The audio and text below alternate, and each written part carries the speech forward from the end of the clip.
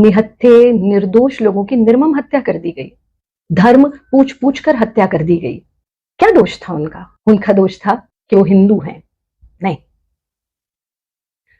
उनका दोष ये नहीं था कि वो हिंदू हैं, उनका दोष ये था कि वो हिंदू नहीं है।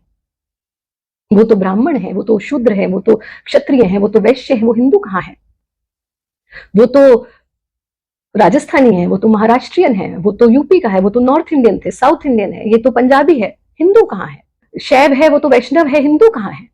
वो तो इस भगवान को मानने वाला है, वो तो उस भगवान को मानने वाला है, हिंदू कहाँ है? और उससे भी आगे, वो तो इस गुरु को मानने वाला है, वो तो उस गुरु को मानने वाला है। पर आपसे न जाति पूछी गई, न स्टेट, कुछ नहीं। आपसे सिर्फ आपका धर्म पूछा गया, वही जिसे हम भूल चुके हैं। हम इतने स्तर पर बट चुके हैं, फिर चाहे वो जाति के आधार पर हो, चाहे भगवान के आधार पर हो, चाहे स्टेट के आधार पर हो, चाहे गुरु के आधार पर हो, चाहे मान्यताओं के आधार पर हो, हम बटते गए, हम कटते गए। इतिहास उठा करके देख लीजिए, तब से अब तक अलग अलग देशों में जो घटित हुआ और आज कश्मीर में, बांग्लादेश में जो घटित हो रहा है। सरकारें अपना काम करेंगी, एडमिनिस्ट्रेशन अपना काम करेगा, पर आप एक काम तो कर सकते हैं, एक काम तो कर सकते हैं।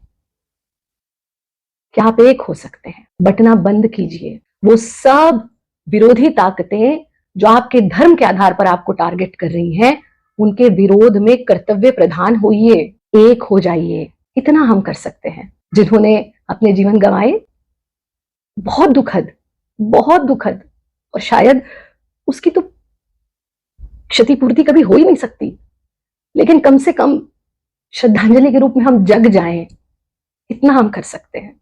जगेंगे तो बचेंगे, बटेंगे तो कटेंगे।